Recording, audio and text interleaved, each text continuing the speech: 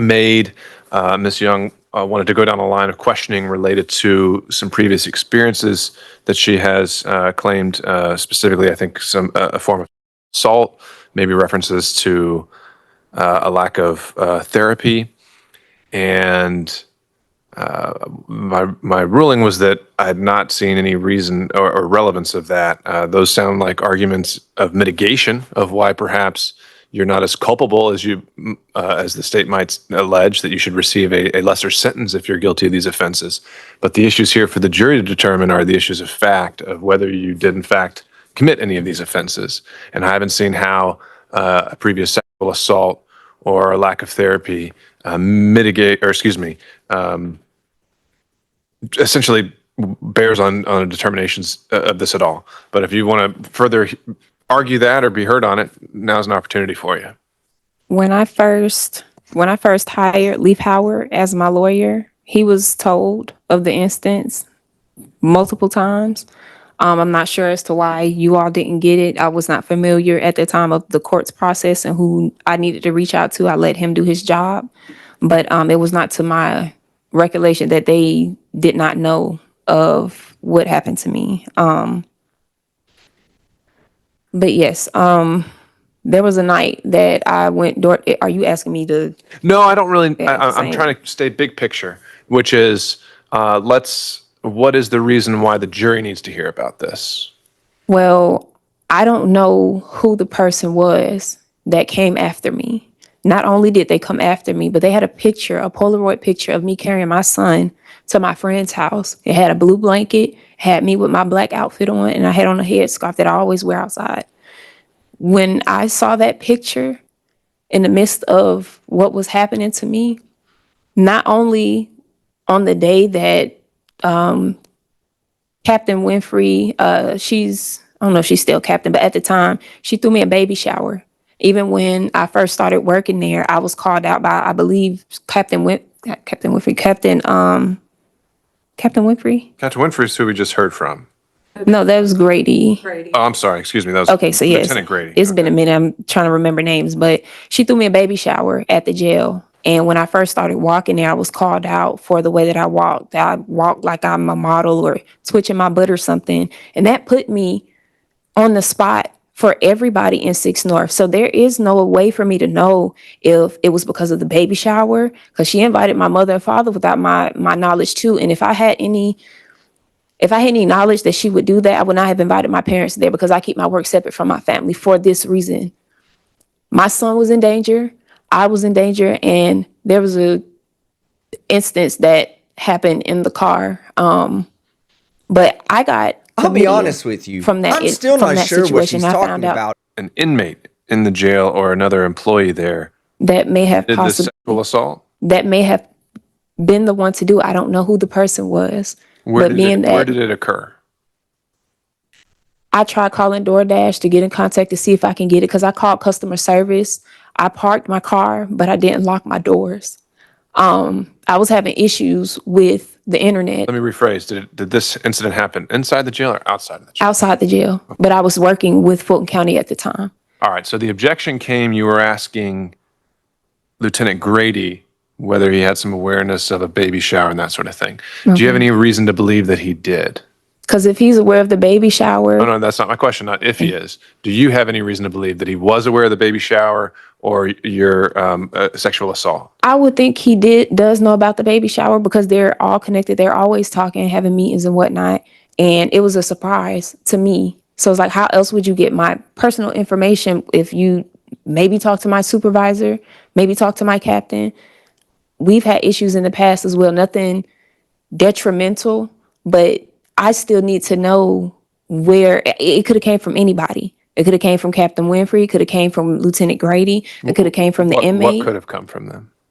If my family was invited to the jailhouse, they could have been followed back. Someone could have been like, here's her information. Because with that situation, me being touched, I was forced to bring whatever they wanted into the jail, because they have a picture of my son. They have a picture of my son. Who knows if the next picture might be him at his daycare or me coming into my house. My father. Okay, I understand. So any position of the state? I mean, I'm just trying to focus on process procedure here. Right. The things that Ms. Young is saying, I think that if she chooses to testify, she can go into them. I agree, Your Honor, but I think at this point, I don't think there's sufficient basis for her to ask witnesses regarding some type of baby shower. I'm just not clear as to the nexus or the sequence of the events that would make it relevant at this particular point in the trial. Okay. I agree with you there. What we're focused on is, I mean, at this point, I don't think it would be, maybe this additional, I think you said lieutenant that's coming may have knowledge of this potentially that she could ask about. That is the person who threw the baby shower initially. The person who's coming next. Yes. Okay. Well, glad we're talking about it now then. All right. Well, I think then you can ask this next witness some of these issues. You're going to have to be careful with your phrasing. I think Right. the state's objection to facts, not in evidence, is one that could very well come again. Okay. And we'll see where that takes us. Buckle up, guys. Today we're going to dive into one of the wildest sovereign citizen trials you'll ever hear. A fire corrections officer accused of smuggling drugs into jail has decided to represent herself.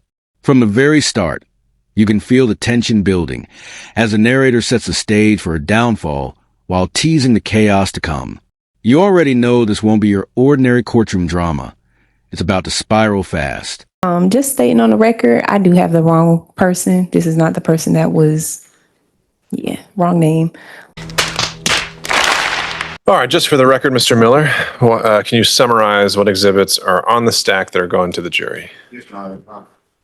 What will be going back to the jury will be State's Exhibit 1, which is the oath. State's Exhibits 3 through 9, which are photographs outside of the jail, as well as the posting. State's Exhibit 12, which is the evidence log. State's Exhibits 22, which is the Caduceus report.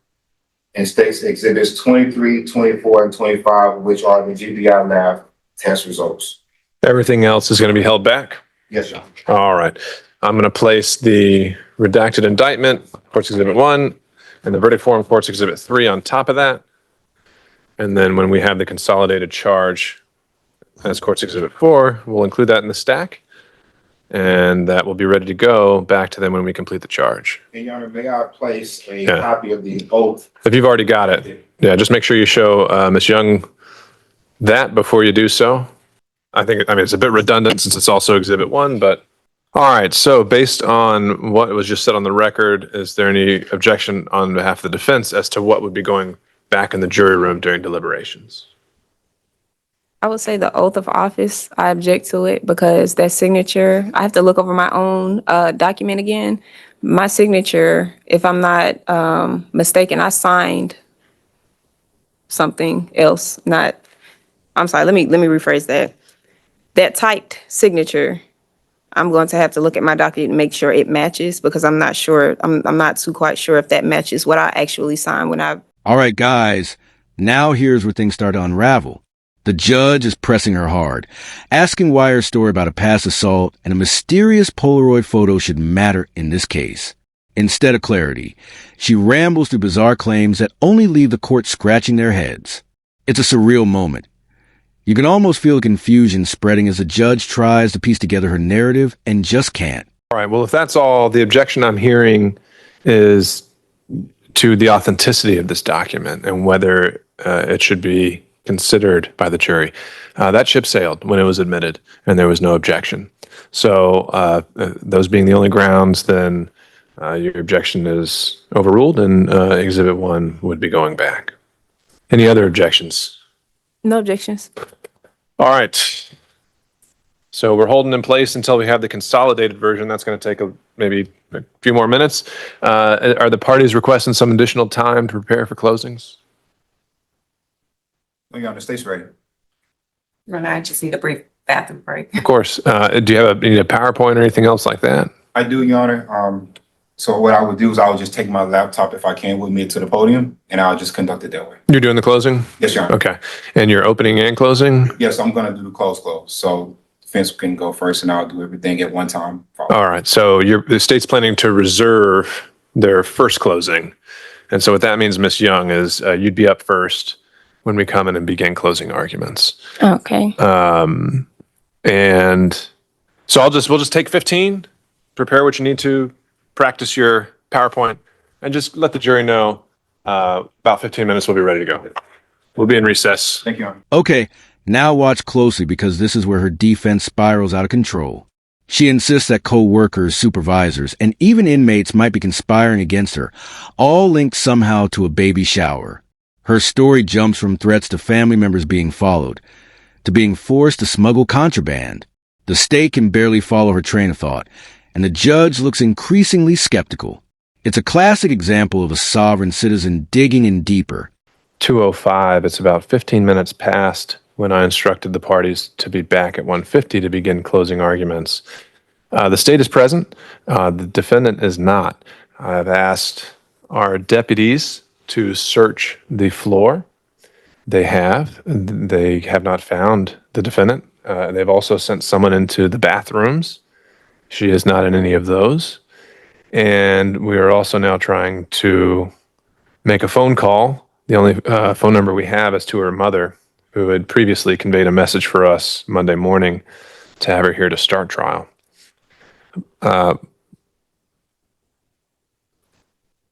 And at this point, we're also going to review security footage to see if she walked out of the front door of the courthouse.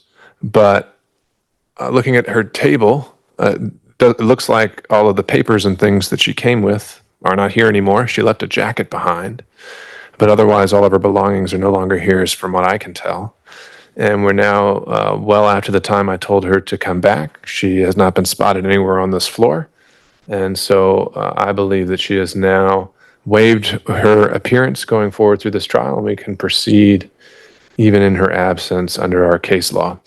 I would instruct the deputies at any point, if she shows up, she should be let in, and she can resume being here. But until she does reappear, we're just going to proceed. So, Mr. Miller, are you still ready for closing arguments? Now this is where the wheels really come off. She calls the wrong witness, misidentifies people, and then objects to her own signature on an oath of office she already admitted to signing. The judge doesn't waste any time shutting her down, overruling objections, and reminding her that it's far too late to fight evidence already admitted. What was supposed to be her big defense moment becomes another embarrassing stumble in front of the jury. Judge, is this hers? I don't know what that This is is. jury charges. Yeah, that's hers. Yeah. Your Honor, Ms. Boykin just went to the office, but she's on her way back now. Okay. Well, I think we can go ahead and just put some things on the record that we need. I need paperwork out my bag if that's possible. Okay, one second. Okay.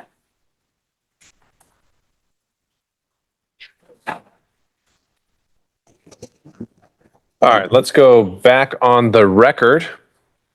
And first, I would like to perfect some information we received while we've been here on break during deliberations, which is that I requested Thank you. Lieutenant Lattimore to review surveillance footage to try and help us locate Miss Young, and he was able to see some footage. And so I'd like Lieutenant Lattimore to share with us for the record what he was able to view and what he observed, and then we'll go from there.